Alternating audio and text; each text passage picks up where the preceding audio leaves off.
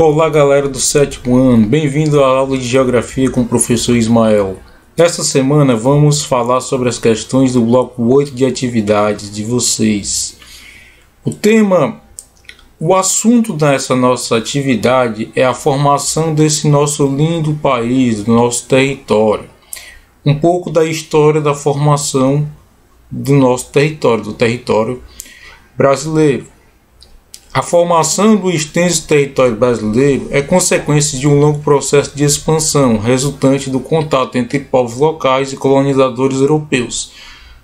Então, o começo da história do nosso povo, do nosso território, ele tem a ver com o contato dos portugueses que vieram da Europa, juntamente com as pessoas que viviam aqui no Brasil, que a gente vai ver agora nesse parágrafo.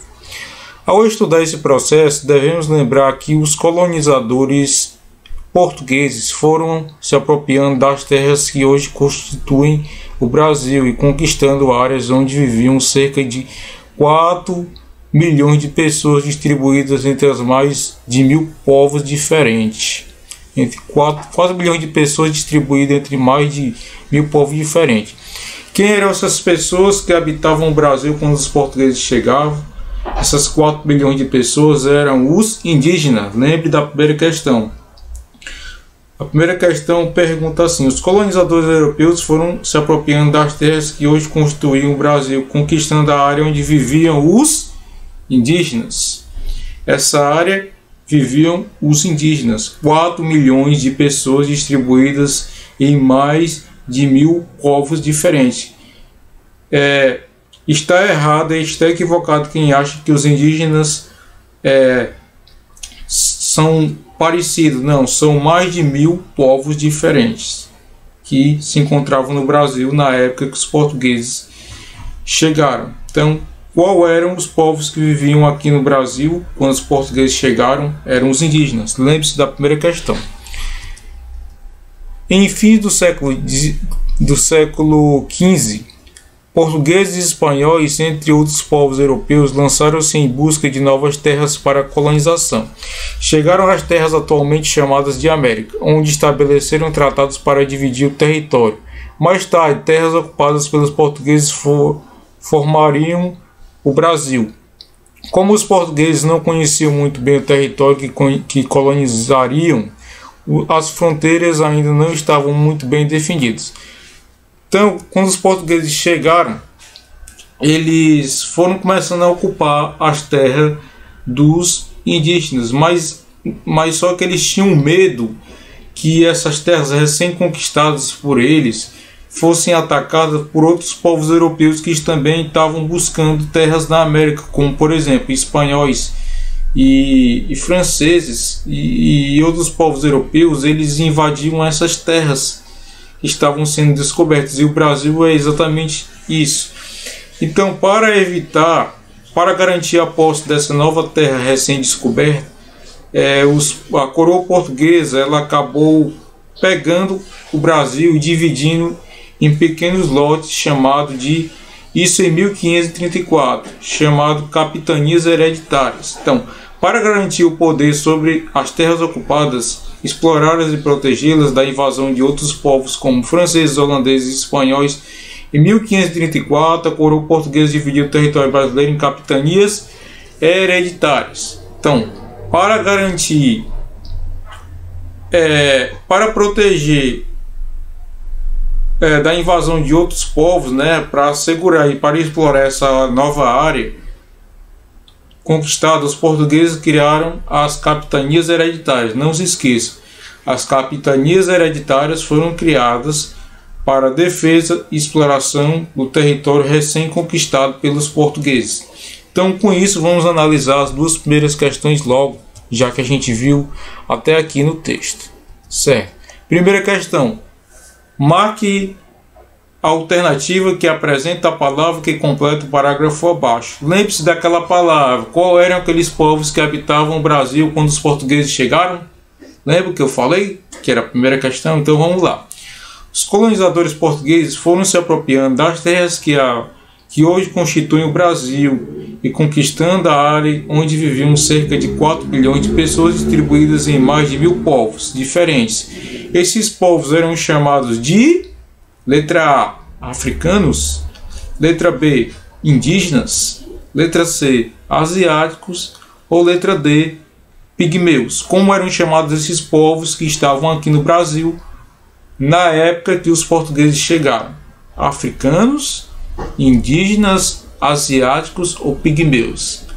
Então lembre-se, está muito fácil. Naquela hora que eu disse que ia ser a resposta da primeira, como era o nome daquelas 4 milhões de pessoas que eram distribuídas em mais de 1000 povos. Eram africanos, indígenas, asiáticos ou pigmeus, certo? Então vamos para a segunda questão, pessoal. Então, para garantir o poder sobre as terras ocupadas, explorá-las e protegê-las da invasão de outros povos, a coroa portuguesa dividiu o território em lotes de terras entregues pelo rei de Portugal à administração de nobres ou funcionários de confiança. Como foram conhecidos esses lotes? Como ficaram conhecidas aquela divisãozinha de lote de terra que a coroa portuguesa fez para garantir a defesa e exploração do território brasileiro? Como eram chamados esses lotes? Embora relembrar aqui, pessoal, como eram chamados esses lotes. Esses lotes, eles tinham esse nome aqui, tá entendendo? Então é isso, ó. Esses lotes eram chamados de quê? Letra A, capitanias hereditárias. Letra B, estados. Letra C, fazendas. Letra D, cidades. Como eram chamados esses lotes? Repetindo, esses lotes aqui, como eram chamados eles, pessoal, que os portugueses criaram para garantir a defesa e exploração do território recém-conquistado? Capitanias hereditárias, letra A, estado, letra B, fazenda, letra C, ou cidade, letra D. Então tá muito fácil. Então vamos dar continuidade ao nosso texto aqui. Então vamos falar agora sobre a expansão territorial, que é o avanço dos portugueses assim que chegaram ao Brasil. O território inicialmente dominado pelos portugueses expandiu-se significativamente, ultrapassando a linha estabelecida pelo Tratado de Tordesilhas.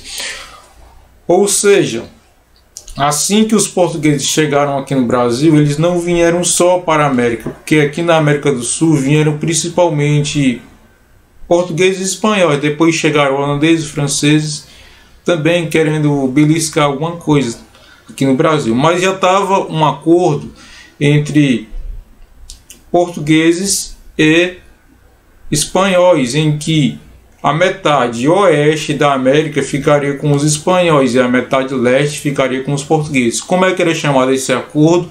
Tratado de Tordesilhas. Acordo entre portugueses e espanhóis para a divisão do território da América era chamado de Tratado de Tordesilhas. Não esqueçam, terceira questão. O território inicialmente dominado pelos portugueses expandiu-se significativamente, ultrapassando a linha estabelecida pelo Tratado de Tordesilhas. Tratado de Tordesilhas. Tratado de Tordesilhas. A gente tem que ficar repetindo para a gente não esquecer. Que tinha delimitado as terras que cabiam aos espanhóis a oeste e aos portugueses a leste. Então havia essa linha chamada Tratado de Tordesilhas, em que uma parte era para Portugal e a outra parte era para Espanha. Aqui dá para ver um pouquinho como era essa linha do Tratado de Tordesilhas, que é exatamente essa linha pontilhada aqui, ó. Então esse território a leste, à direita, seriam para os portugueses, e esse território a oeste seriam para os espanhóis. Só que a gente viu que o território brasileiro ele é muito maior do que a área que era inicialmente estabelecida pelo Tratado de Tordesilhas. O Brasil, ao longo da história, foi crescendo muito para o oeste, mas aí a gente vai ver isso mais à frente. O importante é vocês saberem que o nome do acordo entre portugueses e espanhóis na terceira questão é Tratado de Tordesilhas. Muitos fatores contribuíram para a ocupação e expansão do território desde então, entre os quais as bandeiras, incursões dos bandeirantes ao interior da colônia para aprisionar indígenas que seriam escravizados e buscar metais preciosos, ouro e prata nos séculos 16 e 17. Então, ele está falando aqui um dos principais motivos para que os portugueses deixassem de cumprir o Tratado de Tordesilhas e avançar as terras que deveriam ser da Espanha, foi as bandeiras, que era uma busca para tentar aprisionar índios que fugiam, né? Porque inicialmente os índios foram escravizados, que fugiam, e também a busca por ouro e prata, né? E diamantes no interior do território. Com isso, os portugueses foram expandindo o território. Então aqui nós temos aqui falando como foi o avanço do território brasileiro, como se formou o nosso território ao longo dos séculos. Então vamos falar agora sobre a terceira questão, já que a gente falou como era chamado aquele acordo entre Portugal e Espanha, né? Então a terceira questão fala o seguinte: como se chamava o acordo que tinha delimitado as terras que cabiam aos espanhóis a leste e aos portugueses a oeste, né? Espanhóis a oeste e aos portugueses ao leste. Esse acordo era chamado Linha do Equador, letra A, letra B, Meridiano de Greenwich, letra C, Tratado de Tordesilhas e letra D, Rosa dos Ventos. Então, como é que era chamado esse acordo? Esse acordo era chamado de Linha do Equador, de Meridiano de Greenwich, Tratado de Tordesilhas ou de Rosa dos Ventos.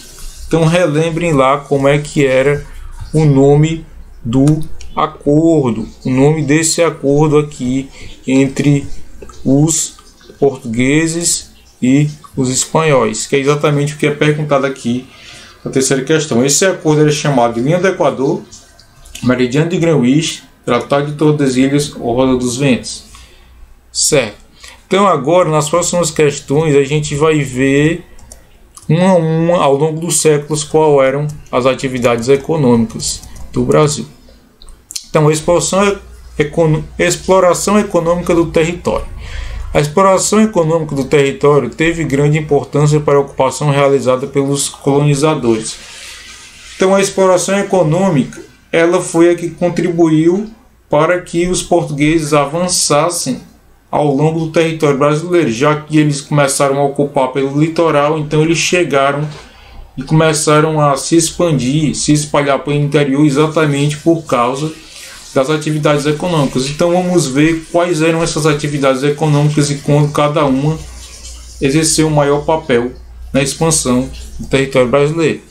Nas primeiras décadas de colonização das terras sul-americanas, os colonos portugueses não encontraram metais preciosos, assim começaram a explorar o pau-brasil ao longo do litoral para comercializá-lo na Europa. Então, os portugueses chegaram em 1500 ao Brasil. No começo, principalmente durante os 30 primeiros anos de ocupação, os portugueses não acharam metais preciosos no território brasileiro, mas acharam uma árvore que tinha bastante utilidade na Europa para tingir as roupas, chamada de pau-brasil. O pau-brasil ele era bastante utilizado na pintura de roupas e era uma árvore típica, nativa do Brasil, que era encontrada no litoral. Então eles não acharam, nas primeiras décadas de exploração, metais preciosos, mas acharam o pau-brasil que foi explorado ao longo do litoral brasileiro. Lembre-se disso para a quarta questão. Então é o pau-brasil. Pau-brasil, que foi o que eles acharam. Então vamos rever aqui ligeiramente a quarta questão. Nas primeiras décadas de colonização das terras sul-americanas, os colonos portugueses não encontraram metais preciosos, mas começaram a explorar ao longo do litoral uma árvore típica do nosso território. Como é que era chamada essa árvore que eles começaram a explorar ao longo do litoral? Era letra A, juazeiro, letra B, mandacaru, letra C, angico ou letra D, pau-brasil. Repetindo, como é que era o nome da árvore que os portugueses utilizaram bastante na exploração do Brasil nas primeiras décadas, lá no litoral? Foi o juazeiro, foi o mandacaru, foi o angico ou foi o pau-brasil? Então, tá muito fácil aqui, pessoal, nessas primeiras décadas, qual foi a árvore que eles utilizaram na exploração do território. quarta questão. Certo? Então vamos seguindo aqui, né, pessoal? Vamos seguindo adiante. No século XVI, além da exploração do pau-brasil, a produção de cana-de-açúcar, principalmente no nordeste do território, começou a ganhar importância. Nesse período, a ocupação colonial se concentrava no litoral. Então, não só por causa do pau-brasil, mas depois por causa da cana-de-açúcar, a ocupação do território brasileiro se concentrava bastante no litoral. Isso se reflete até os dias de hoje, porque as principais cidades, as principais áreas mais populosas do Brasil, elas se encontram próximo à faixa leste do território, que tem as maiores aglomerações de pessoas. Quando você vai para o oeste, em direção ao interior, em direção à Amazônia, você percebe que a população do Brasil vai diminuindo. Então temos grandes vazios populacionais na área central e na área oeste do nosso território, enquanto que na área mais ao leste, próximo ao litoral, temos maior ocupação. Isso vem desde a época da colonização do nosso território. A partir do século XVII, a expansão da colônia acompanhou o crescimento das principais atividades econômicas. Então vamos ver quais são as principais atividades econômicas do século XVII para a gente responder a quinta questão. As principais atividades econômicas do século XVII foi a produção de cana-de-açúcar, pessoal, lá no sudeste, a pecuária, que ela foi em direção ao interior, e a busca por drogas do sertão. Então, pecuária, aliás, cana-de-açúcar, pecuária e drogas do sertão. Cana-de-açúcar, pecuária e drogas do sertão. E foram as principais atividades econômicas do século XVII. Produção de cana-de-açúcar, pecuária e drogas do sertão. Produção de cana-de-açúcar, pecuária e drogas do sertão. Principais atividades econômicas do século XVII. Isso foi a quinta questão. Vamos até aproveitar logo para ver ela aqui. Quais as três principais atividades econômicas desenvolvidas no Brasil no século XVII? Letra A. Produção de cana-de-açúcar, pecuária e a busca por drogas no sertão. Letra B. O turismo, o cultivo de cacau e a pesca ribeirinha. Letra C. Construção civil, indústria de móveis e cultivo de café. E letra D. Geração de energia, indústria automobilística e abertura de estradas. Então, qual foram as três principais atividades econômicas no Brasil do século XVII? Então, foi a produção de cana-de-açúcar, pecuária e drogas do sertão, turismo, cultivo de cacau, pesca ribeirinha, construção civil, indústria de móveis e cultivo de café, ou geração de energia, indústria automobilística e abertura de estradas. Então a gente acabou de falar sobre essa questão, então está dada. Então vamos concluir aqui o final do nosso texto, que fala exatamente sobre a expansão da pecuária pelo território, né? Depois, a expansão da pecuária pelo território e a exploração de ouro e diamantes foram as principais atividades que favoreceram o domínio das terras a oeste no século XVIII. Então, agora vamos falar sobre o século XVIII na sexta questão. A nova atividade econômica que surgiu no século XVIII, né, porque a pecuária já vinha do século XVII, já era importante, foi a exploração de metais preciosos, a exploração de diamantes, de ouro e diamantes. Exploração de ouro e diamantes foi a nova atividade econômica que surgiu no Brasil no século XVIII. Não esqueça, a nova atividade econômica que surgiu no Brasil no século XVIII foi exatamente a exploração, né, de diamantes.